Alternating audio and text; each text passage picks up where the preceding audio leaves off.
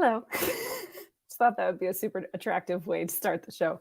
I'm wearing my goal-getter sleep shirt today because I can't be bothered. What I can be bothered to do is welcome Matt and Bassam and Becca and Kat, your members of the Artist Forge. Welcome to the second live stream of the month, the last live stream of February. Hi, friends. Hello. Ooh. Unmute. Hello. Hello. Claudia's here too. Hi, Claudia. Hi, Claudia. So glad. I see we've got 4 friends with us so far. Make sure you say hello in the comments so we can share and say hi to you and hang out together. How has everybody been since this morning? Absolutely amazing. Been sitting right here all day. Ooh. The whole day. Sounds No wonder familiar. you've got whiskey going on, huh? Upside. Oops. Who's that? My son coming back from work. The dogs think he's a stranger who needs to be eaten, apparently. That's all right. Yay.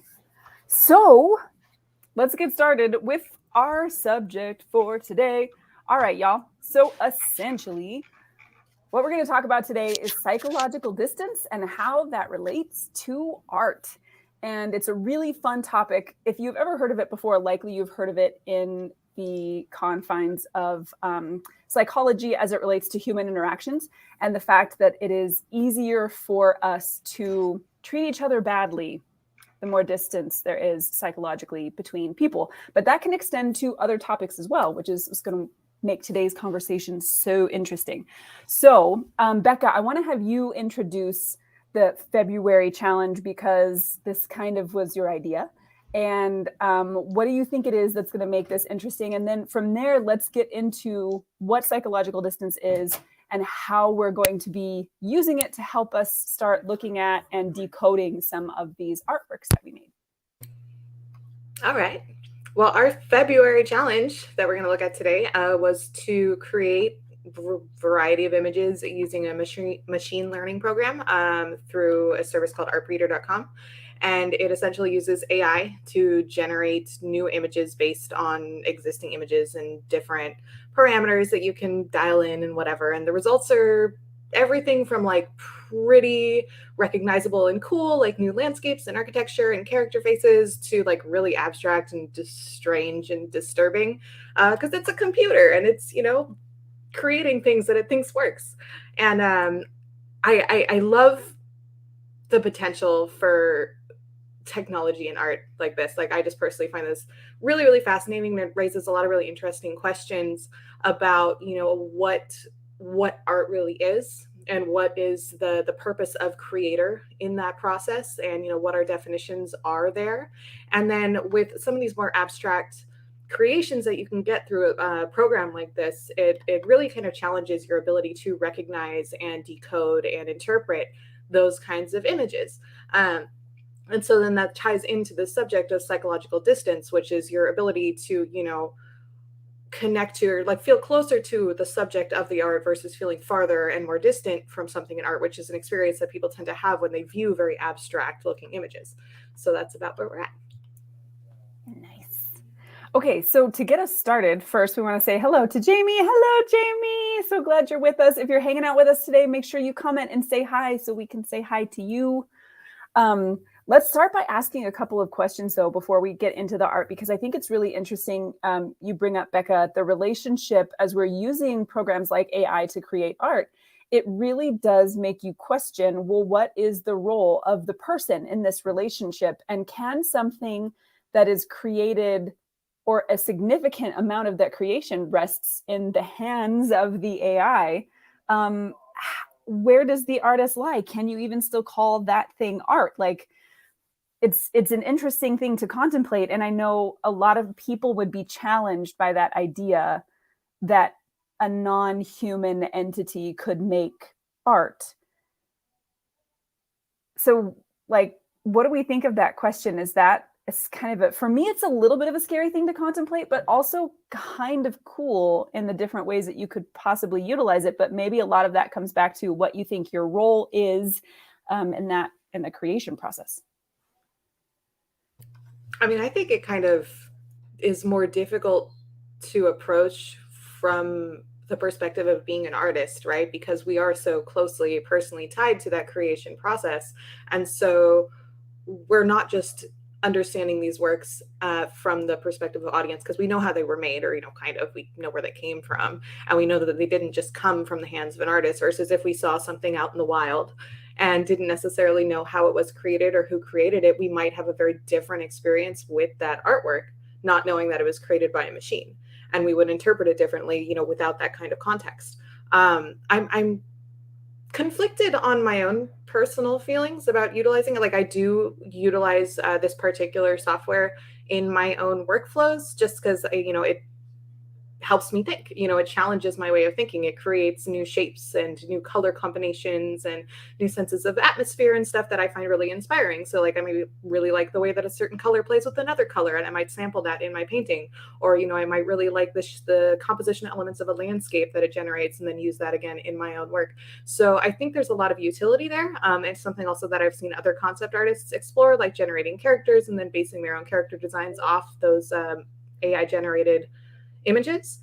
So it has a lot of really, really cool potential, I think, but I am conflicted on, is it really art without the human element? And where do we then draw the line on what is or isn't human effort in that process? And I've seen different conversations from other artists, like some people who rely purely on programs like that.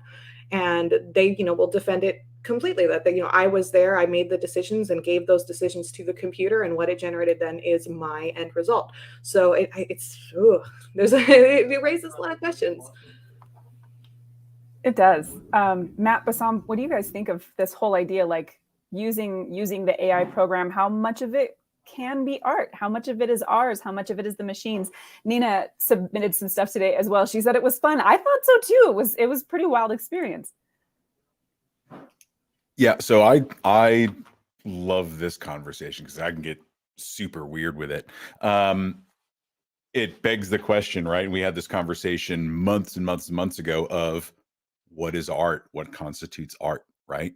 So without getting into that whole thing, what makes art? It's just I started to look at it and draw the connections between, all right, we've got this idea where we think that because it's machine generated that there's some finite aspect to it.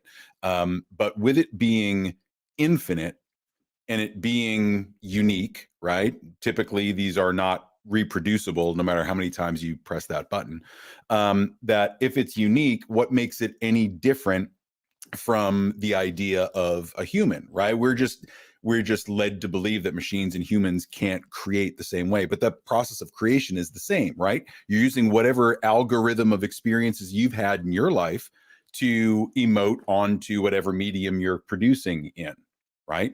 The machine is just doing the same thing more efficiently. It's looking at all of these variables that you're inputting at some level of random and producing an output. So in kind of what you were talking about, Becca, a moment ago is, if a human is feeding the input, does it make it art? Does it not? Well, I just see it as the machine is the paint, is the tool that's used to create it. And, whether it's a human doing the input or if it's just clearly clicking a button that says create and it's auto-generated, that it's still just a unique combination of variables. Whether that comes out of our head or a machine doesn't change the infinite nature of it. Does that make sense? I just think it really comes down to, how we want to view machine creation versus human creation. They're both just as infinite, and they're really kind of the same thing when you boil it down to zeros and ones.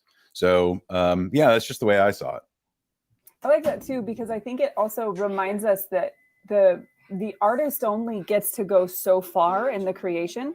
If you were to show me two pieces of abstract art, one was created by AI and the other was created by a person, I may not know the difference, but I'm still going to bring my own personal meaning to each of those and assign meaning to what I see based on my lens, my life experience and everything. And so, particularly with abstract art, I mean, I think we have a little bit more control over people's reactions when we are creating, very recognizable realism where certain specific things are happening that are hard to have that psychological distance. But when you're looking at the realm of abstract art, I think you're relying even more heavily on the viewer to bring their interpretation to what they're seeing. And so at least at this point, which we're going to see happen in real time, which will be really interesting, at least at this point for the abstract stuff, I don't even know how much it matters, Well, one of the other things that I found, and it tied into this morning's conversation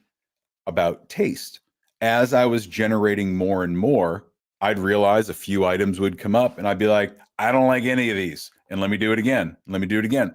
What makes them any better than the ones that were just created? My personal taste. So it was just an interesting thing as I created them, thinking about this morning's conversation. So that was the tie-in. The randomosity is interesting. I was kind of thinking about like what other kinds of forms of art are there, because there definitely are. I mean, there's so many potentials like for something that could be described as art, right? And I was thinking about paint pours, which are very satisfying to watch, right? Like the artist mix the paint in the cup and then they turn the cup over on the canvas or on the whatever, and it creates this interesting abstract pattern. But they're not really deciding on the specifics of that final output, right? Similar to the way that the machine isn't either. You're giving it certain input in the color and the type of paint and the consistency and whatever, and maybe like the physics of how you pour it, but the end output is random, and that's kind of the joy of it. And it almost applies in the same way where the machine is the tool and you give it things to work with, and then you let the tool kind of spin and run its wheels and do its thing. So that is reflected in other forms of more physical, tangible artwork. Super true. Yeah. Well, what I couldn't help thinking as I'm listening to this, outside of the AI aspect of it, I see it as evolution, because we could have had this exact discussion when cameras started getting more and more sophisticated, right? So when it comes to man-machine interface, right, it's not any different than the variables that you can control in a camera, in a manual camera, maybe 50, 60 years ago, versus what you have today, or maybe 20 years ago or 15 years ago, where you can put on different modes and you may get, the camera itself decides based on your input and the mode that you choose, what kind of exposure to have, what kind of, shutter speed and so on. So in a way, it's a very similar discussion. It's just getting, I guess, we're diverging more as into something that's more unknown. But I don't know how. Yes, it's more sophisticated, maybe, because we have lived today and we've lived back then, right? But when you're in at the moment of that creation of a new technology or the emergence of a new technology, it's just as unknown as it is today to us, right? So I couldn't help but think that it's nothing new what we're discussing. It's just another level of complexity and sophistication simply because of evolution of technology. And I'll push on that just a little bit. I think the analogy works, but the camera itself, being a physical object, is only going to be able to manipulate light and physics, right? Whereas the AI stuff starts to add in gender, color, right? Not so much color, but gender, like how things are expressing, right? So I think it just adds another layer of something more than the camera. There's still human input to it, right? Well, so I think the said, process of creation is the same. Exactly. But it's interesting that the AI can now add in things like emotion or ethnicity, right? And it's for me, it's a great analogy that you make, because it's just evolved a little bit more. Exactly. And that's why I started my statement by saying outside of AI, and especially the intelligence part of AI, right? Outside of that, it's a similar discussion, but obviously AI brings in that level of sophistication that we haven't had so far. Right? Well, and I think it's at its base level, right? Like we want the human element to be the determining factor to whether or not something is or isn't art. But if it's evocative, it counts, right? So, you know, what's the movie with the shopping bag floats around? Is that American Beauty? American Yeah. Me. Yeah. American Beauty, yeah. Yeah. Beauty. Right. And it's like, oh, it's this beautiful, you know, it's this floating bag and he's appreciating a moment, and it's a moment, it's not art, but they're treating the moment as though it is art. And that's just from, you know, wind and litter floating around. So where do we draw the line? Only at the human interaction space? You know, like that, okay, it doesn't count as art unless a soul created it. Right. But then you have to go on to like the, you know, proving that souls are real. What is a soul? And then that's a whole bigger conversation. For sure. But I think if you start with just, is it evocative? Does it make you feel something? And go from there. Like when we do our visual literacy stuff, like, okay, let's start with, how does this make you feel? How does it make you feel? Yeah. And at that point, does it matter who made it or what made it or where it came from? Really? Well, yes. It doesn't matter from the From the perspective of the viewer's feeling it perspective, gives right? you. Yeah, from the Right. feeling it gives you and how you relate to it. It may matter in terms of, you know, if we have a discussion about, well, how do you associate a value to that? Is it, if it was made by a human, would it be more valuable than if it was made by a machine? Or vice versa. Or Right. vice versa, right? Or whatever happens to be the trend. I mean, I don't know if you can actually put I see value Becca's in one wheels place or the other. Sorry? I missed what you said. Oh, I said I see Becca's wheels are turning. Oh, Her yeah. facial expression is like, I mean, okay, but that context, the context of knowing where the art came from, and you know, when it was created, how it was created, who created it. I mean, that is an aspect of our understanding and appreciation of art, right? And so, like when we are going in to interpret a piece of art, even working through all the steps in that dig method that is applied to visual literacy, we have to understand that context. Like, I mean, I feel like Hitler's this great example of this, right? You know, you can see this nice idyllic painting with the trees and the house or whatever, and it's so nice and it's pretty. And then you find out Hitler painted it, and your feelings about that painting are going to change. So if you feel a certain way about a piece of digital art, and then you find out that it was made by a robot, your feelings might in fact change. So that context still is essential to what that artwork evokes in you past that initial first impression. Right, but if I create I don't know, a society or a culture where we have, you know, 1,000 of these robots that do arts and they compete against each other, and then we all look at oh yeah, it's robot A R2D2 737 versus the other guy, and you know, and it's the same thing, isn't it? If it evokes that emotion, if our interaction with art today, you know, whatever that is made of, could be the same. What, you know, in the scenario I just gave you, where we hyped up this trend of robots making art, and then auctioning it off, and then having preferences, and people connecting with some and people not connecting with others. No. I mean, I think you're right, but it just, you know, how the greater mass of society kind of interprets that. So like some people definitely would and do have an issue with the concept of robots creating art. Other people don't. Other people think it's awesome, right? And it is awesome. Like I think that's pretty cool. And that concept of having thousands of robots like competitively making art is absolutely fantastic. What an idea. But I mean, I feel like there has to be kind of like, you really have to kind of understand your audience, and then maybe there needs to be some kind of massive paradigm shift in how people think about machines, because often people do feel intimidated by things they don't understand, and things like programming a computer to understand things like ethnicity or gender or color theory can be a little intimidating to some people. I think it's cool, but I know there's people out there that don't think it's quite so cool.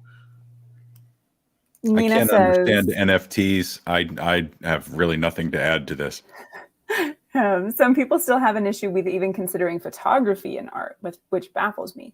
And I think that's the interesting thing is we have such a elevated idea of what art means that often we really carefully gatekeep who's allowed past that door of art and what is allowed past that door of art. And things like this really challenge that idea and all of our preconceptions about what art means. So I think that's why this is such a fun exercise, because this is part us and part a machine and part us saying yes or no. And then we're kind of just judging the feedback that a machine gives us and saying, well, more of this and less of that, and coming up with something. We're not making each individual detail level, decision, but that's what's so interesting about our brains, which essentially function like supercomputers, because we aren't actually making all of the decisions that we make either. We think that we are, but our past, our history, what we've taught to believe, what we've been taught to believe, all of those things are actually influencing our decisions at a subconscious level that we don't really have access to with our conscious mind. So there's even way more going on with our decisions where art is concerned than we have access to. So I'm going to throw this out to the crowd just for fun. Yeah. How does a machine, if we press a button, create an art? We just created an art. How is that any different than me using the content-aware fill brush? Or how is that any different than taking a wrinkle through frequency separation away from a dress, right? I'm using a machine to create something. I'm not going into every single pixel and changing it to the color value that I want. I'm letting it interpret everything. Yeah, go for it, Kat. I'm just like, I'm throwing that out there. I'm like, we're kind of already doing this and calling it art. How is it any different if it's the method that I click a button versus, doing it through a tool? And friends in the audience, respond, reply. We want to hear your thoughts too. Because you are still the human that's in charge of the direction of the thing. Kinda. I get where you're going. I get what you're saying. I do. Because there's intention of like where those boundaries are for what it does, Sure. right? But it's still doing the kind of the hard work, right? So it becomes that partnership that I was talking about earlier. Yeah, it was just, I don't know. I didn't think of Photoshop that way, but I'm just been clearly using you guys AI. Remember the movie Mannequin from the 80s? Yeah. Right? This is kind of that. Yeah. Yeah. It's the Kim Cattrall of art. It's fantastic. Oh my God, I love that so much. You know what, though? You guys just made me think of, this is ghostwriting. This is when you are the head of a project and you're outsourcing pieces of the project and decide which piece gets included in the final project that's handed over. I have friends who have been hired to create pieces of art that are underneath the umbrella of another artist. So the other artist is the one who gets the credit via the direction that they've given to their team, rather than the actual person who created the individual piece. This is your lighting pro. This is your assistant. This is the person who shows up on set and gets everything set up for you because they know what you like.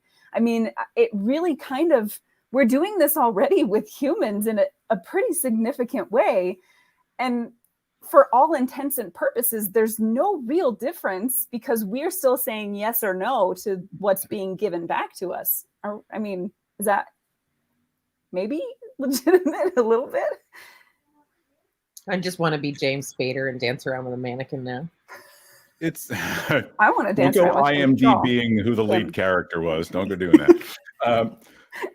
But no, I think you're right? So we've been using these tools, right? We've been just some other level of intervention, right? Where we're utilizing whatever's in front of us and we've worked it into our workflow. For some reason or another, we're looking at this differently. Is it because it's easier? Is it because it produces something so quickly? Then there is no effort to it. Like, I don't know. It's really interesting because every example you just gave is completely valid, where it's, using a lighting assistant and just walking in and pressing a button, are you really conducting the look? And that's not the topic that I want to debate. I'm just saying, like, we utilize all these tools to make our workflow more efficient, why would this be viewed any differently, right? If he gets it from A to B any faster, right? It's a question worth asking, and we're about to get into it. So before we do, let's talk a little bit about what we're going to be looking at with psychological distance here. So if you're in the audience today and you have any thoughts on how much of it is art, is it art if a human didn't do everything? We want to hear your thoughts on that. But what we're about to look at is quite a bit of art that you can call it art or not. I guess that's up to you. But we're going to be seeing a lot of abstract pieces, I will say, where we're not going to immediately recognize things that make sense to us. And so what will happen is that our brain will begin looking for patterns, looking for recognizable things, and attributing meaning, because that is what our brain does. It is a meaning-making machine. Because we're not going to necessarily see recognizable faces or figures doing things where we can say, well, that's a man going to the store and his head is down, so he looks sad. Oh, this is sad. We can't do that because we don't have access to that for many of these images. So that distance between us and the subject, that psychological distance, is going to get bigger and bigger. And we are going to find ourselves starting to attribute meaning to things that may not necessarily have any actual meaning, particularly when they're taken out of context. So we're going to see what happens to our brain as it starts to try to interpret what it is seeing. And that's going to be the exercise. It's going to be really fun. We're about to get into it. So if you're in the audience today, I really want to hear your thoughts. We really want to hear your thoughts. When we share these images, please, we're going to go through the whole process together, but be here with us and tell us what you think, because I think this is really going to be one of the most fun experiments that we've done in visual literacy so far. So I'm going to hit my shared screen here. And we're going to start with this one. So, oops, why are you there? Give yourself a chance to have a look at that for a minute.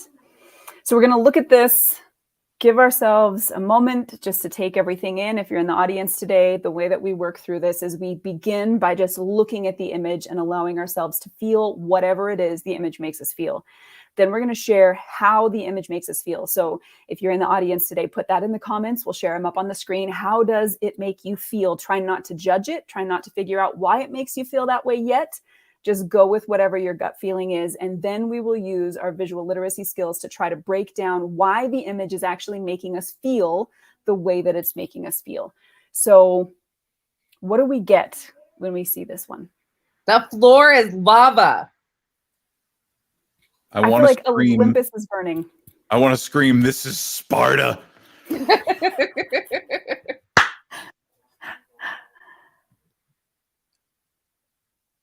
you're in the audience today, give us that in the comments. How is it making you feel? Ooh, Nina's saying she can feel heat on her face.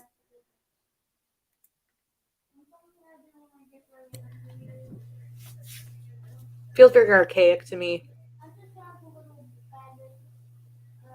Like Yeah, it's just something- I feel hot. I mean, clearly there's reason for that, but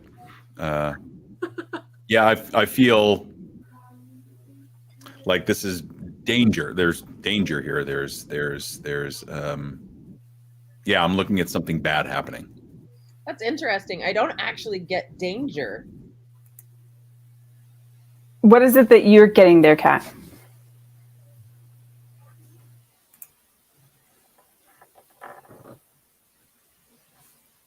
I don't know, but I'm not scared of it. Like, I'm not like, you know, I can feel heat, almost like it's, you know, not tangible.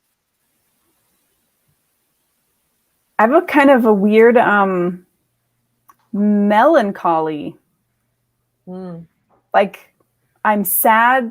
I feel like something has happened and I'm sad that it did. I feel danger and threat. Clearly, that's a guy thing, Bassam. Yeah, must be. Yeah, I'm not getting the danger either. Like, I feel like because the color palette is so reduced and like organic feeling, I feel like it's, I don't know, a piece of cave art or something, you know, something old. Well, and you have like the plant life there on the right side of the screen. at the hottest part of the image, right? And so if it were dangerous, right, like that would be on fire. That would not just be like blowing in the wind, Elton John style. Yeah, I feel like Yeah, if I I can argue had with to that. title this, that I would call it Olympus Burning, because that's just how it feels to me when I look at it. So Carol and Nina both seeing a woman burning here. Jane seeing a crypt, a very buried queen. Okay, so we have a lot of great feedback with this. Let's see if we can figure out why this image is giving us these kinds of feelings. So what do we see visually using those visual literacy skills that is making us feel the way that we are? I think it's for me, it's the contrast. I mean, I like the color palette. I mean, I kind of heard what Becca said about it. I think it was Becca, but the contrast, I mean, to me, I think forest fire approaching. It's this nice house on the top of the hill, being threatened with danger from this huge ball of fire that's approaching, and those little, the vegetation that Kat's talking about it's not burning yet because it's approaching. This is kind of foreground stuff, whereas the fire is approaching. That's what I see. And So- that's what I saw as well, Bassam, and seeing like this is the little outcropping that Frodo's running up to toss the ring into Mordor, right? So we're inside that He's at the cave, crack of doom. and there's the crack of doom, right? And it's that approaching fire. It's off in the distance, but these are those wildfires that you can see forever, and it casts that orange glow on the sky, right? And that's immediately what it said to me. Those pillars on the house or the structure or whatever it is in the back made me think of ancient Greece and Rome and whatnot. But I feel like because the composition is such that this perspective leads you away, that the danger seems further away, but it's still approaching, right? So that's kind of how I read this image overall. So friends in the audience, what do you think it is now visually that's lending toward the feelings that you shared earlier? So Carol saying, as a mom during certain times of your life, you do kind of lose your womanhood, where everything as a kid and your husband and your life kind of slips away, disappearing through the cracks while the rest of your life goes on. And it's so interesting how each of us are going to bring our experiences to seeing this really actually incredibly abstract image, because if we're to zoom in, the closer we get to this, the less it looks like a house. But why do we see a house, right? Because we have some kind of something that's almost recognizable here, some kind of shapes of pillars, a very low pitched roof, the kind of thing we might see on the Parthenon, right? The kind of architecture that you would see in things you're familiar with, which is ancient Greece. And even over here, we have some shapes that are kind of reminiscent of trees, right? We've got some of these things happening here. And I don't know if you guys noticed this as well, but for me, I really feel like part of the reason this feels hot, not just because of the color palette, which is obvious, but because this here and then this right here look charred. Like if you've ever seen a piece of film that gets burnt, that is what it looks like. When film gets hot and burns, it blackens, it bubbles, it crackles. And there's a lot of that texturally that's happening here, these crackles happening here. And so I think even beyond just the color palette, a lot of the texture is really hinting at, damage of something having been damaged. Yeah, it reminded me of magma, right? Coming out of lava flow, right? Where the foreground is always going to be a little bit darker because it's cooler. And then as it gets, further away where it's, the source, it's going to be hotter and warmer. So that's how I read that as well. Yeah, for sure. Anything else, friends, that we can kind of pull visually that we can point to? This is making me feel this way because of the specific thing that I see in the image. Claudia saying, it reminds me of a dream I had a few years ago of just chaos, fire, the end of the world kind of imagery. And this reminds me of that, just looking from far away and seeing fire everywhere. And if you ever see film footage of, or even just photographs of forest fires, of a fire burning through a town, I mean, it's really reminiscent of this kind of thing. What that is that Marcus Rothko painting, just burning. Oh God, yes. $11 million, bye-bye. It's back there right behind that I'm still door. Right in the house. traumatized. Just back in that door. Oh God. Oh. Yep. All right. Let's move on. Nicole, before you move Yes. on from this Yes. very quickly, I got a text from someone in the room, and they wanted me to ask you, could you see something completely different in this? If you looked at it now with fresh eyes, would you always look at it the same way, or could you see something different in it? I think that's a really good question. Let's try a couple things real quick. Yeah. Dang it.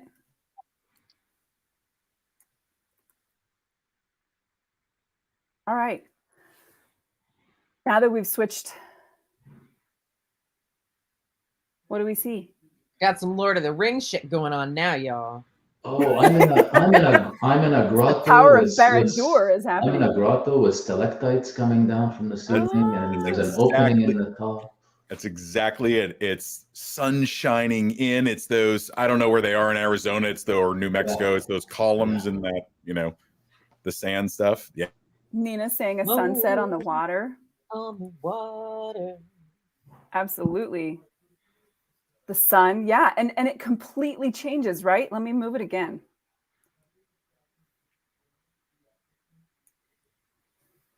And a reflection in a lake. Yeah. Aliens. 100%. And even here, even on the left-hand side, it's almost like a frozen lake. This is a bush or a dead, like Yeah. a bush that has fallen, and there's the reflection of it. And maybe this is a little house in the background or something. Yeah. So whoever texted in that question, that was fantastic. Thank you for sharing that question. And the answer is yes, absolutely.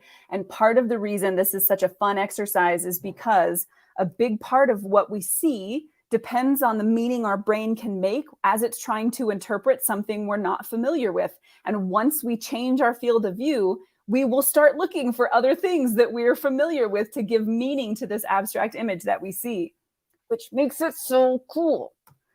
Okay, let us move on to another thing.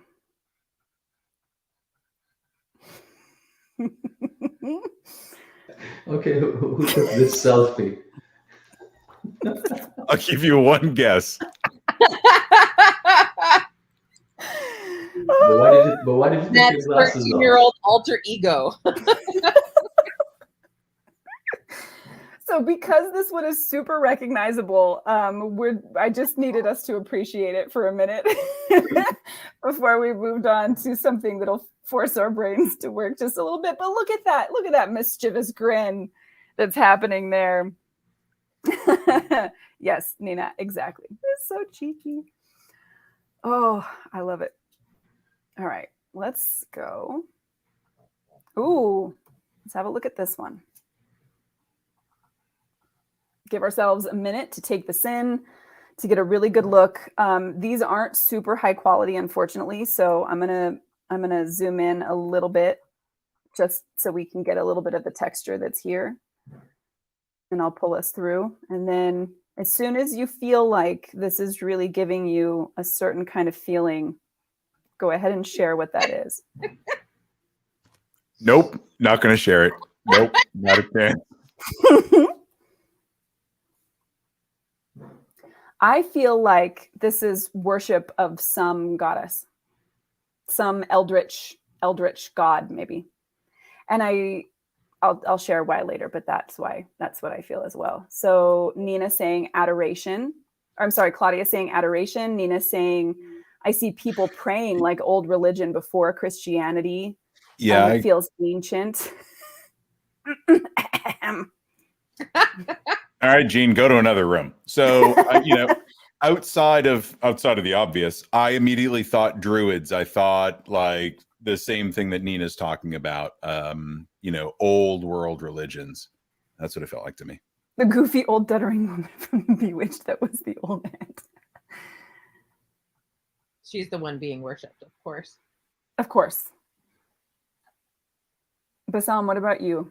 Yeah, it's like a procession to it's some kind of ritual, right? something's happening to the right of the image. That's where they're going, and it's some kind of ritual. That's what I see. What about you, It Kat? fits well with old religions and Yeah, It's but some I interesting. agree. Like I can see the ritual aspect and the obvious issues, but it's also got this really kind of cool, not claymation aspect, but like very tiny handmade things. I think there's something in the texture and the color palette that feels very visceral to me on a really disturbing level. It's That would be fleshy. the phallic shapes. Yeah, it would not. I mean that too, and then also this texture. The texture of the red, yeah. Yeah, it's fleshy, isn't it? Like it's like velvet and strawberries had a baby, and then Jean's saying, trying to look at the negative space and see if there's some hands reaching for them, and then Carol's sharing an ornate costume party or ornate fabrics. That's why I mentioned the whole eldritch thing, because this has the feel. Okay, this is going to sound really gross. We're about to start explaining why the image makes us feel the way that it does. So if you're watching today, start using those visual literacy skills, look at the image and start throwing out some reasons why you think this image is making you feel the way it is, from the color palette to the composition to the subject matter, all that kind of stuff. And I know for me, these look like this is the eldritch abomination that is being worshipped. These are cloaked figures wearing cloaks sewn together of flesh. And it's disturbing to me, but also has this really like worshipful feeling to it, because it looks to me like they're all turned toward this figure who is up above them, and a color that's a little bit brighter, and it looks like she's going like this. Oh, gee, thank you. Even though she's very creepy. Yeah, and it also feels really feminine to me, apparently. So yeah. Nina says it looks like people standing in a semicircle wearing cloaks, worshiping that fiery bird looking thing. So it looks like Nina and I are on pretty close to the same page. Yeah, so Nicole, you and I read this exactly the same way.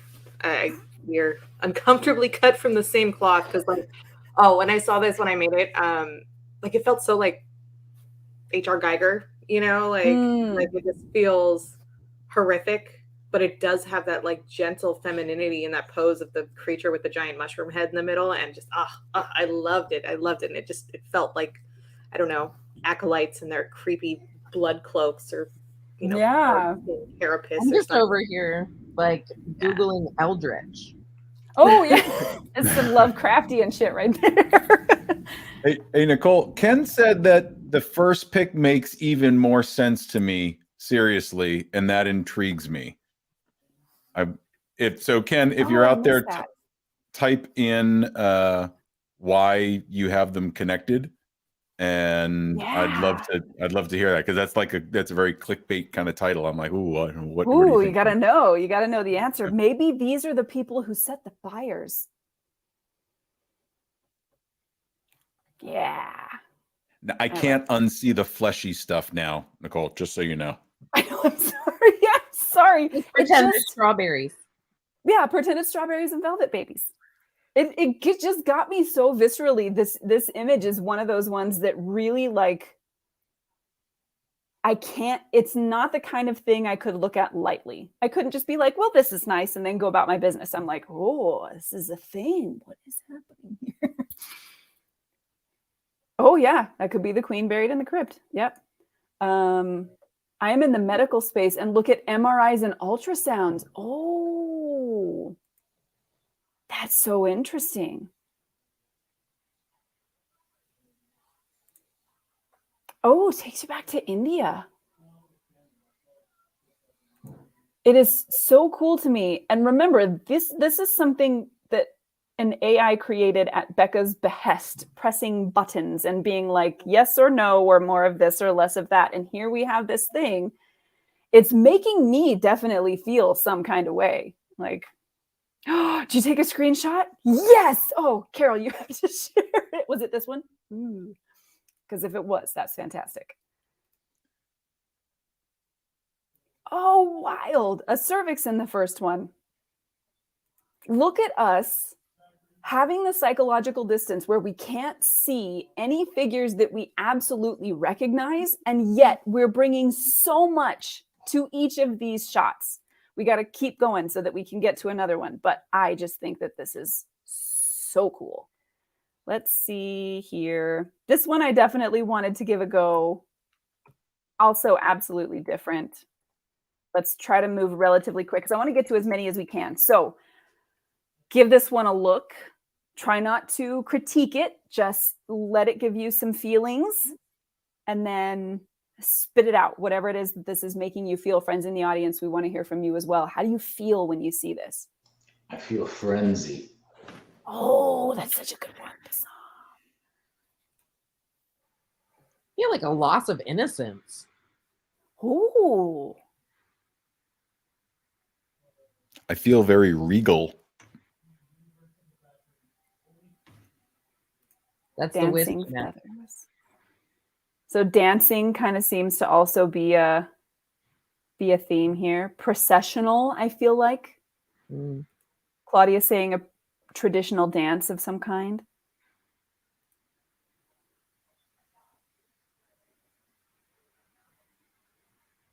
How's it making us feel? Like I'm watching Fantasia for the first time. Yeah. There's Now delicacy that I keep feeling. That's the best way I can put it, is delicate. Mm-hmm. I feel like I'm seeing something humans have never gotten to see that happens behind the scenes in the natural world. And that's why that Fantasia makes perfect sense, because, you know, the frost fairies are showing up and the mushrooms are dancing. And this is this whole natural world that you don't get to see. That's what I feel like I'm seeing. Nicole, can we zoom in a little bit? Yeah. Remember, these aren't very high. Yeah. So, okay. Just because the way, like, we've created these forms, right? And then the way, like, at the joint areas, like where the knees would be or the waist bend, are almost see-through, right? That's what's really kind of irking me about this. Like, they're not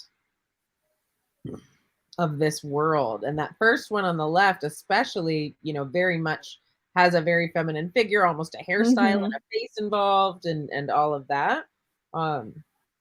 Yeah. It's kind of like some fairy creature wanted to dance, and so she called up all the lost feathers of the birds, and they're now forming into little figures who can dance with her. That's way nicer than where my brain was going. I was still stuck on aliens with Kat, and I'm like, cool. Oh, we have an input from a small child who's not educated in the arts. What are they? Oh, I think they're fairy dresses. She says they're fairy dresses. No, I think. I think you're right, Siri. That's what I think they are too. If fairies were just spirits who had to conjure bodies for themselves when they wanted to dance, this is what those bodies would look like. I think it's a runway at a fashion show, family fashion show. Mother, father, and kid. Yeah. The sugar plum fairy dance. And it's in my head now, Becca. Thanks for that. Thanks, Tchaikovsky. All right, so we've got these feelings. What is it that's making us feel this way? Let's break these down. There's something going on in the image that is causing us to feel like this is whatever we feel. What are those things? So I said frenzy because the first thing I saw was exploding heads. Ah, okay. That's why I said frenzy. I can see that. You think the delicacy that you were seeing, Matt, has to do with kind of the this featherish, really light, airy Yeah, looking. I said regal at first because I felt like I was watching a royal procession, right? I felt like I was watching royalty move by. And then the delicacy certainly comes from the wispy parts of the feathers and what looks like a tulle dress, or some kind of silky, crunchy fabric. Very thin, very delicate, right?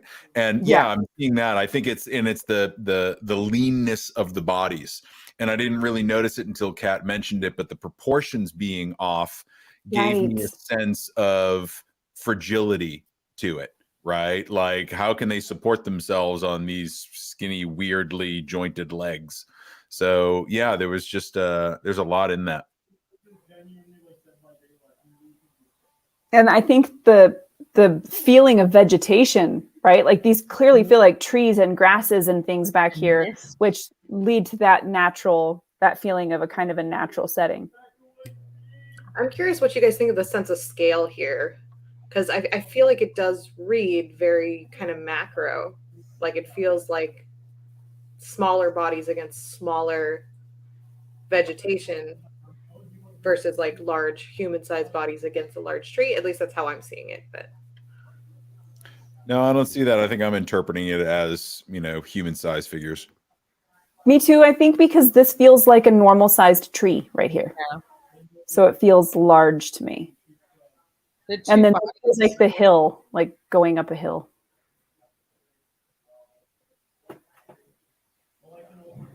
So we have a whole lot of things going on here, obviously. And it's so interesting to me that we have humanized these figures, even though the only thing that's remotely human about them is an overall general sense of shape.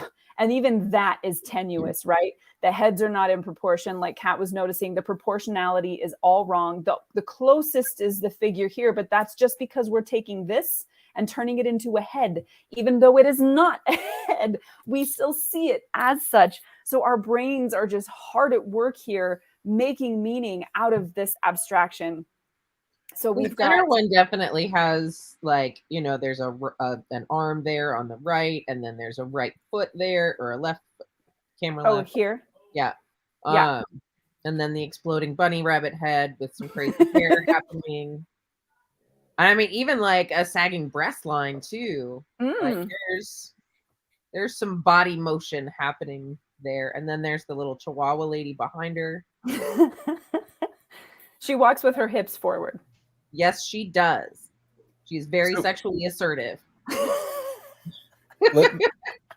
Let me ask you this. How much have we been influenced by each other's comments about whether or not we're seeing humans?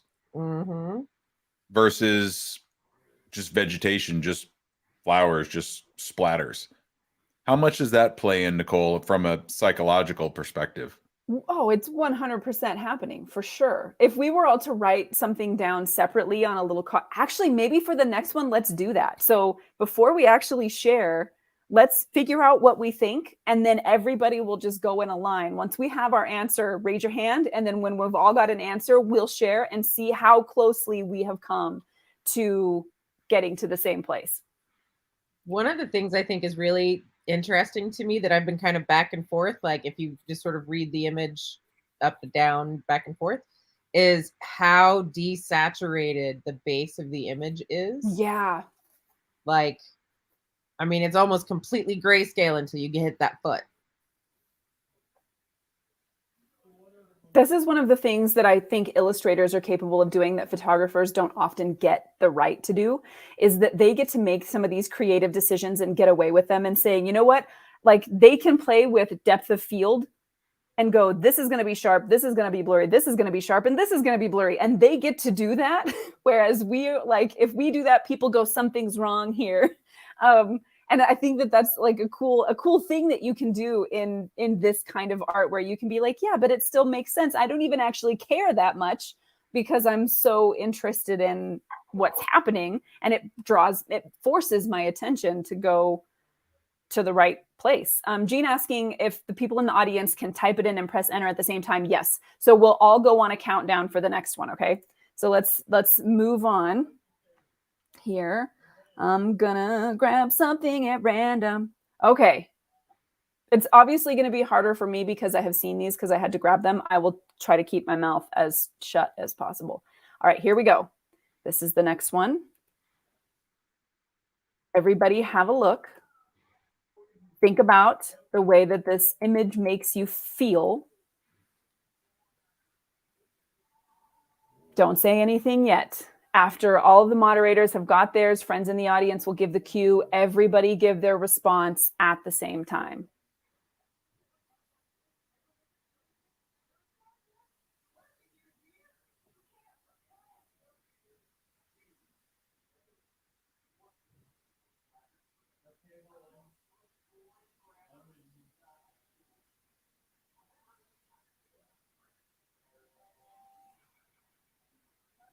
Okay.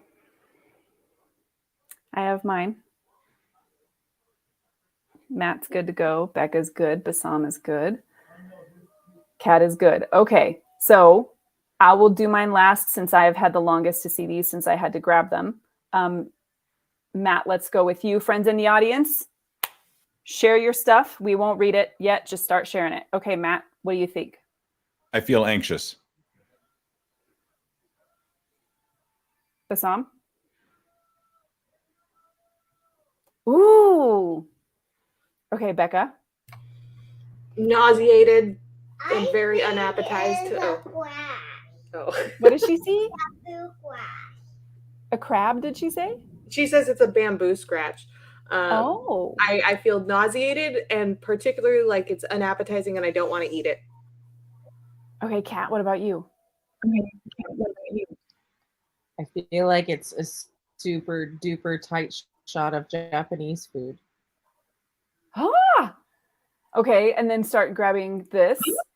Christ and a thorn of, Christ and a thorn of crowns. Broken. A woman looking through tall grass. This is by Melissa Baker Griffin, by the way. I feel like this is the death mask of a dangerous queen. So death, for sure. Jean's saying bamboo makes more sense than grass in that situation. So none of us felt comfortable, like completely comfortable with this image, except Kat, who's seeing Japanese food. What kind of food did you see, Kat? Well, there's just like the coconut texture and the grassy spice with like cabbage or cauliflower or something underneath it, the purple. But now remember, I spent a lot of time in food and bev. And that's what restaurant lighting looks like in a kitchen. No, that's so great. I mean, it's so great. I can see what you mean with the coconut texture too. Right? Like just And turn it it's into a interesting. curry and you're just like a super tight shot of the center of the curry bowl. Yeah. I So can I'm see going that. with you, Kat, because it felt like food to me, which is why I specifically said unappetizing, because like my first read was kind of like maybe asparagus, and the white in the background or off-white kind of feels like fish, but just the purpley color against that green just feels like I don't actually want to eat this. Like something See, is like wrong with purple. It's the green that's bugging me because it's not quite like chivish, you know? Interesting. Spiky. Yeah. I can see what you guys are saying. And I think to me, so I'm going to show you what makes this happen. To me, when you turn it this way, it reminds me of the masks that the Nazgul wear. And there is lips and an eye. Mm. And it looks like a mask that is in a bog. It's like a bog body, but it's the crown of a queen. And she obviously, given the color of all of this stuff, was a dangerous person, especially because to me, the shape of this crown is all dangerous, right? The shape language is all pointy and like spiky. And so, yeah, that's like visually, that's why it makes me feel that way. I can't unsee the face now. Oh, sorry. I didn't even see the face until God. So I'll share with you what I saw. Skull in a desert. Oh, Ooh, That's the first thing I saw, and that's why I said that. cool.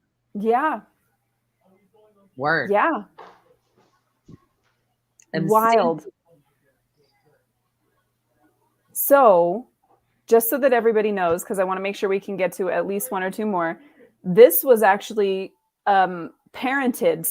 So Melissa took two images that were her own. She uploaded them and parented them together. One is a face, and the other one was flowers lying on the ground. So these green that you see are the flowers, and that is the face. And Siri has her hand up. Yes. Want to know something? I actually think it's a bamboo glass on a white table. Bamboos on a white table. But scratched into a white table. Oh yeah, I think that's. I can see that, Siri. I can see that. We're creating a monster here. She has thoughts, man. I love it. It's Have you great. thought about having her upload some art to merge into the AI space? We'll go do that after. I like this idea. Okay, so here again, one more, very recognizable, so we won't spend a lot of time, but let's throw out how it makes us feel really quickly. I have a feeling of peace. Me too. Forlorn. Hmm. I'm blanking on the Wisdom. word I want. Wisdom might be close. It feels sagely, maybe. Yeah. Like a moment has finally arrived and she can just breathe. Or maybe that's just what I desire for my life. I feel like she's doing some kind of something internal. Like she can look at the future. Yeah, that was why I kind of wanted to go with sage, maybe. Like there's Yeah. something kind of very unnatural though about the textures going on here that make it feel like there is an action happening. So this started as a picture of me in the snow, Nina said. Cool. You got some And of that so sage let's, energy. right? We need your sage energy. A lifetime of living, Ken says, wisdom. So if we were to ask ourselves visually why we're getting that feeling, looking at the color palette, looking at the expression, looking at the kind of texture that is here, I mean, there's a sense of age for sure, just because of the texture that's been included in the portrait. The color palette, these kind of, really desaturated, pale colors, everything is nice and airy. There's not a whole lot of contrast happening here. So, and obviously very serious focus just on the face. The texture in the hair is really, really interesting to me. Like I keep looking at it and it almost feels like maybe it's holographic or spiderwebby. Like there's something very interesting with the texture in the hair. Yeah, there's these cross sections, right? Like the hair should be going up and down. And so we had an ice storm here in Maine last night, the night prior. And this is the feeling that I got, that there was this ice coating that freezes everything in place at wrong angles, right? And it just kind of glosses over everything. That's the immediate feeling I got about her hair, like tree limbs, right? And it made me feel very cold and very distant and sad. But it's beautiful at the same time, right? Yeah. But it immediately reminded me of that because I saw it 24 hours ago. Maybe she's the It's one. interesting because I can see like the cooler color palette, but there's also like this just softness to it that even if she's frozen solid, it's kind of okay. Like some very zen shit going on. Yeah. If she's frozen, it's definitely because she wanted to be and not because something happened to her, because she is not that kind of person. Zero emotion on purpose? It's a good question. Okay, what do you want to say? I actually think she's a beautiful lady, but but with hair made of spider web, and her lipstick made of blood. Oh, yeah. She's pretty intense, isn't she? I love this girl. Yeah, it's interesting. Each of us bringing our interpretations is what makes this exercise so cool. All right, let's grab. I feel like We've that's like seen this my thing. Halloween costume. I'm totally doing a hair of spider webs and lips of blood. All right, we've got time for maybe one more because we're already past our hour. We agree. We agree, Jean. Siri is our favorite. Siri, you're our favorite, just so you know.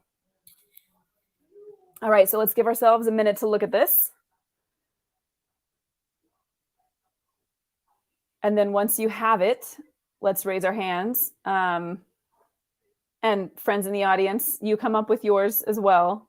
Don't share them yet. We'll all share at the same time so we can see if we're getting the same feelings.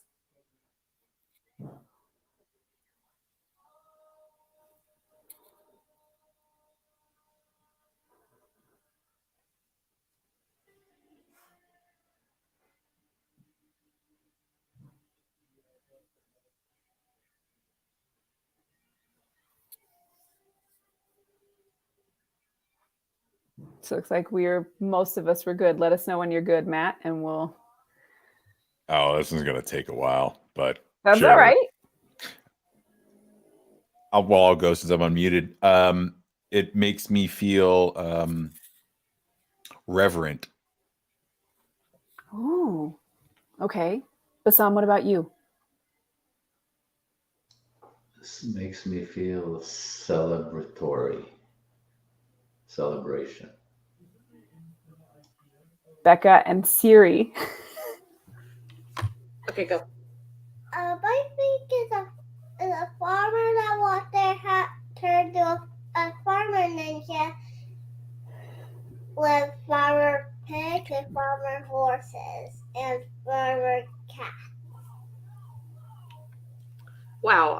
Weirdly similar here. I'm feeling like this is very kind of idyllic and historical, and it's giving me feudal Japan. Oh, that's so interesting to me. And that's weird that she said something kind of similar with ninja farmers. That's super weird. She did. I totally did. Oh my. Kat, what about you? I was actually leaning into like the barbecue after the running of the bulls, like in Spain kind of situation. Very just like, yeah, man, what a great afternoon. Oh, yeah. So I got, like they're all just hanging out and having a good time, and it's been a great day. They're honoring the bull up at the top. Like, it's a whole thing.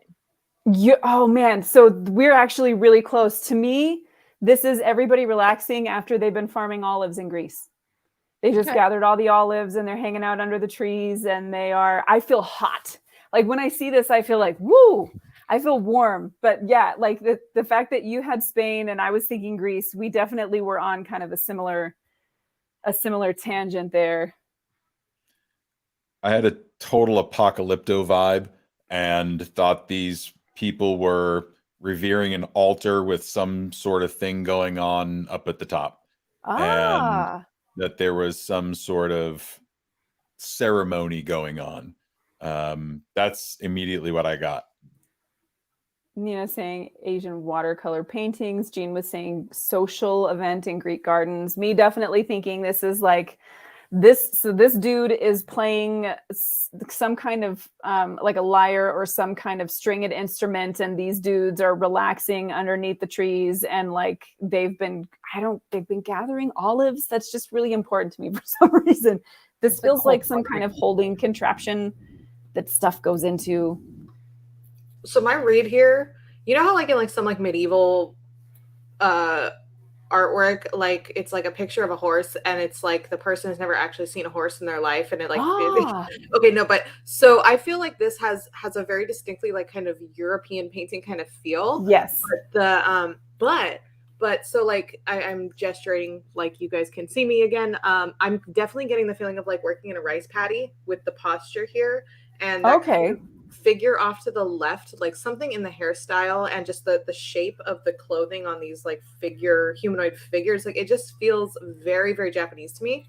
And so like I'm feeling this is like if you like took some random guy from England and was like, please paint this painting of feudal Japan and the farmers, and they've never actually been there and have no idea what's actually going on.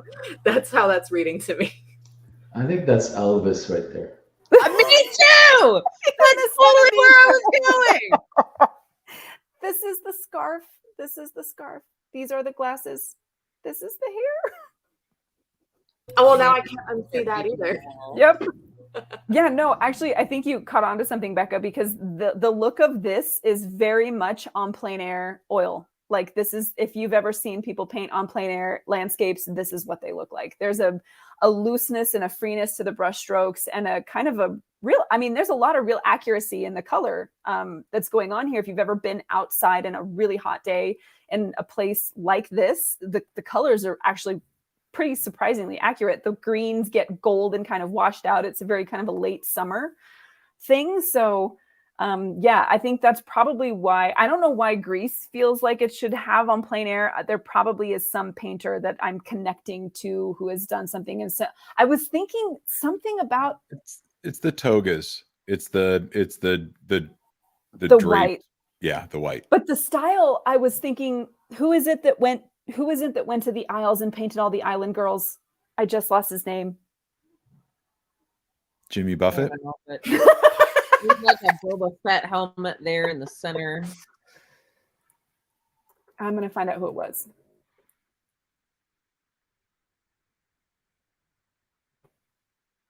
Gauguin.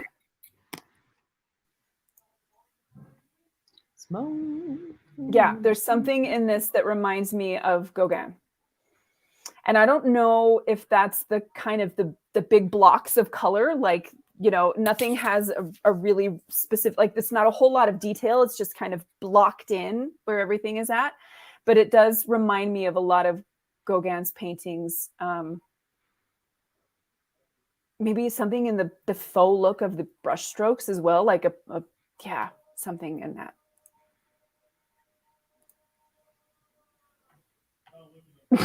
So we've got snort laughs happening here in the comments. Now everybody can see Elvis.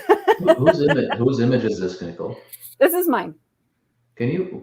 How did that start? I feel like I was looking at the differences between. I was looking at something, playing with style slider buttons and finding ones that were closer to or farther from styles.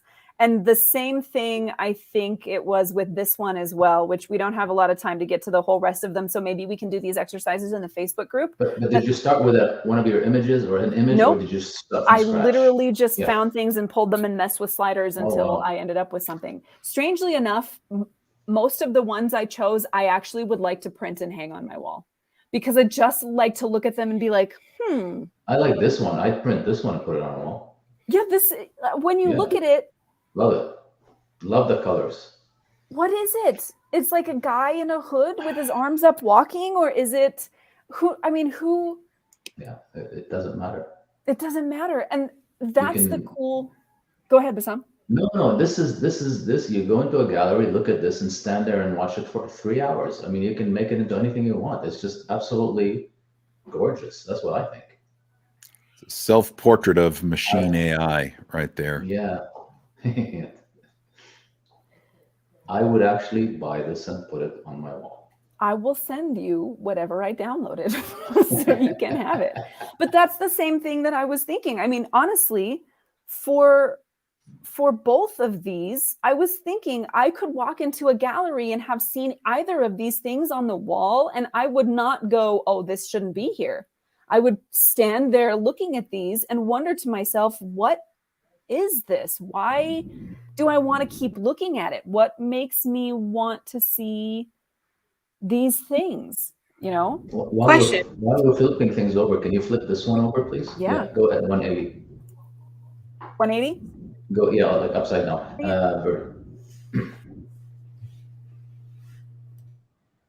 This way? Sorry, Becca, I cut you off. No, a completely different picture. I wouldn't buy it that way. No. It needs the head and the sky, doesn't it? Yeah. Yeah. So my question, were these like children of the same initial image? No. No. So very interesting when if you flop back and forth on your Photoshop window, there's shapes in the exact same places. Look at that. Oh, this might actually be, Becca. Ooh, It might actually be. Interesting. cool. No, you know what? I think this is. I think that's a good catch. I think this actually was, because there were some that were completely different and some that I used from the same thing. And I think this is the one where I put the style in the opposite direction. Yeah. I mean, like they're so wildly different, but then when you only in that process of switching in the window where they're the same size, do you see it? That's fascinating. Yeah. What is Oh, it? math. Yes. Oh, math. What? Go ahead, Siri. I was about to sing a song. No, we're not going to sing a song. We can sing a song after. Would that All make right. sense to sing a song? Anybody else getting like teddy bear spider vibes?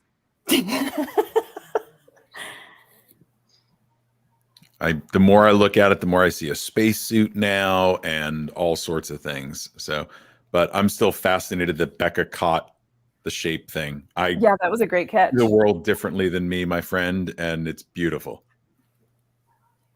All right. So we're going to go ahead and stop the screen share. Let's talk a little bit about, we just saw several really incredibly different pieces that were created using the same program. Everybody had the same options available to them. We all obviously went and chose and did wildly different things. There were a lot that we didn't get to that are really brilliant that are in the Facebook group. I would love folks go in there. Matt had some fantastic ones in there. I know Nina, I think, had a couple more, and so did, I'm going to lose my whole head Melissa. now. Claudia had some, Melissa MJ. had some, I believe. So go in and check those out. Share the same thing that we just did. Share how it makes you feel, and then see if you can use those visual literacy skills to figure out why it's making you feel that way.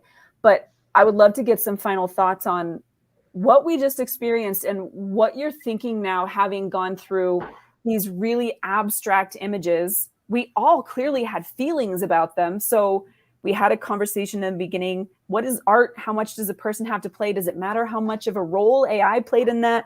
And then this idea of psychological distance, how is that, like, what did it feel like to start seeing yourself and other people give meaning to something that was created literally without the intention of meaning in the first place? At least in my case, I was just looking for something that looked cool, and we brought our own meaning to it.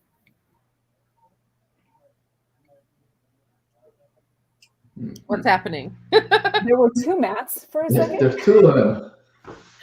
Gemini Matt. Sorry about that.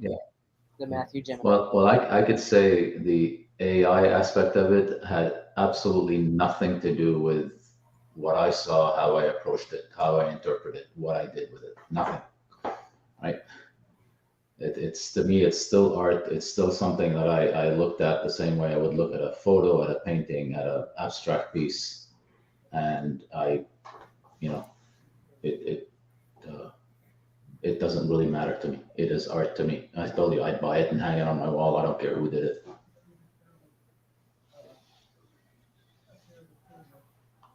What about everybody else? What are you guys feeling? What are your kind of final thoughts about this experiment? Sorry, I missed the question. My DSL decided to say, I've had enough of StreamYard tonight. So I think overall, I feel the same as Bassam. Art is art, right? It's something that evokes an emotion from us. And quite frankly, I don't care who created it or what it does. If it resonates with me, if it adheres to my taste, even if it doesn't adhere to my taste, I can at least look at it and deconstruct it and understand it and see how it makes me feel. So I think that's nothing other than adding more to the library, adding more to the visual literacy, no matter who creates it. And I dig that. Kat, Becca, what about you guys? My air conditioning's going, so if it sounds You're all good. crazy. I sort of looked at like using those same sort of processes and steps, didn't really shift anything, but I definitely treated it more like greeting card versus OGE, if that makes any sense. Like, I don't know that I might put a limit on the value I would spend if I were to print it, but like if there's some evocative nature that I would want to keep, then sure, it's worthwhile to purchase. But it didn't really change the value a whole lot of my initial perception, just beyond like kind of glossing over and taking that initial impact. What did you think about, like, what was your experience with like seeing yourself and everybody else kind of bring meaning to these images that really, I mean, well, that's what our brains do, right? Like we want to attach meaning to things and say, well, okay, why can't I see through this? Or is that an exploding kitten head? Or, like insert thing here, right? Like what can our imaginations bring to the table that attaches that definition and that value? So, right, Nina, like it still evoked emotion. Right. So what do you do with that? Now, am I going to turn around and treat it the same way I would Picasso or Gauguin or whatever? Maybe not in a long-term situation, but look at the NFT space, right? Look at the Bored Ape Yacht Club. Those things are going for majillions of dollars. And that's definitely AI. So, where do you put the value on the things? Where do you choose to spend your money and your energy? And how do you choose to appreciate? Does it make it worth any less? I think that's just an individual kind of space. For sure. Becca, what about you? This is fun. And I think it's very interesting, like Bassam brought up, that, I feel like we did almost entirely kind of detach from the robot, right? And I feel like our focus, yes, questions we're asking was to focus on what the art makes us feel like, but I also wasn't really thinking about that robotic AI context either, even though it's like, I know that's where it came from, but it didn't really impact my feelings, at least through this particular part of the experiment. Maybe that's just the context of being here in this live stream versus, seeing it on a greeting card or in a museum or spending a bajillion dollars on an NFT. I'm kind of wondering like how the context of just being here with you guys and just looking at the feeling involved is changing my own experience of that art as well. But yeah, it was very, very interesting to get all these different interpretations and really see that psychological distance at play. And so to get a little bit more maybe into what that means is like, it's our brains behaving and our eyes behaving differently when experiencing a piece of abstract art. So what we're looking at first, how we're looking at the images, and we're trying to find something that's recognizable. And so it was really, really fascinating to see what people latched onto first and to go through that experience with them. Right. But it's also the first time, if you look at our lives, right, when we do this, it's the first time we actually look at abstract art. We've always looked at images that are recognizable and faces and paintings that you can see people and tables and fruit and vegetables, right? It's the first time we do abstract, and the fact that it was created by AI may not make a difference. It could have been any other, right? So we haven't experienced this yet, but it's not because it's AI, it's because it's abstract. I think this whole experience was really interesting for me for a whole lot of reasons, but partly obviously because it was really cool to watch in real time the phenomena of psychological distance happen and see us bring meaning to these images. And it just drove home for me the fact that, we obviously as artists, as visual artists, we take these tools of visual literacy into our hands and we do what we can to communicate in the way that is going to make sense to the people who view it. But it drives home the point of how much this is a two-way conversation. This is not merely artists shoving an idea down somebody's throat. This is also the person who is viewing it and everything that they bring to the interpretation of the art, their experiences, their history, their biases, their preferences, all of that. And then they then take that and impose that upon the piece and, decide, when I see this, this is a person to me. Or when I see this, this feels like this to me. And we're bringing those things to the table. And the fact that, at least, for me, when we remove the context of the artist from the equation, this is not much different to me than seeing a piece of artwork done in history by somebody I don't know the name of, I don't know anything about them, because there's nothing additional that deepens that experience, which is not the same as if it were to be a Da Vinci, somebody who I know about their life and I know what they did. And so the context of their life brings additional meaning to the art. All of that gets removed. And I feel like this is a true experience of the death of the author, because there really isn't a proper author, right? And so now it's just you. It's you and the piece and what you can derive from the piece and what you bring to the piece, which is really cool, because in almost every other circumstance, we have some kind of additional circumstance that informs how we think of the image. You know, we've talked about that before, when you see something in a magazine versus when you see it in a museum or on somebody's wall or in a postcard, you have a different understanding of that piece. And this has been removed almost entirely because we have the single additional context, and that is it. And so we're missing some of the richness and the depth that get included when there is an artist and that artist's story and a purpose behind it. And if I were to say, if I were to include an image that I did amidst a whole bunch of AI and told us, go through there, find out the one that I did, and you couldn't do it, does that remove or add anything to the equation? I don't know. But once you know which one I did, and I tell you, this is me expressing myself after the death of my father, and then I gave you the whole story and the context around the image, all of a sudden there's a depth and a richness to that viewing experience. But it doesn't change the fact that devoid of context, you still brought something to this equation that had no connection to the author at all. And the piece still affected you. Like Kat said, it's still evocative. So for me, this was like the coolest exercise to do because of all the things I just said. I will shut up. Because of the wonderful things that she does. We're off to see the wizard, the wonderful wizard of AI. Nina saying that kind of reminds me of an artist talk I saw once where they held up an abstract painting that went for millions in a painting a kindergartner did and had us guess which one was which. I love that. I love that. Yes. That's the good shit.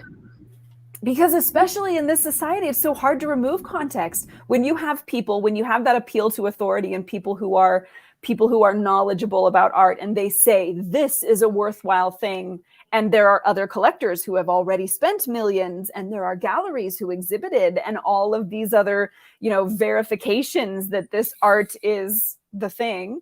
What do you have to go on aside from what you bring and what you interpret based on the circumstances? And also saying many people didn't guess right, and that doesn't surprise me at all. So yeah. Anybody else have any other final thoughts before I close this down? I know we went long today, but this was so interesting. Nothing. All right.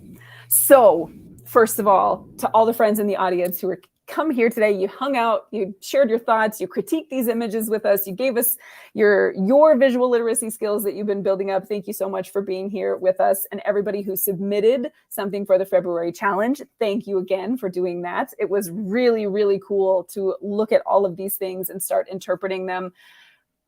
It's now, Jean has made the promise that we will have cookies for the next live. I expect this now to happen. So I expect this to happen. Yes, Nina, thank you. So glad.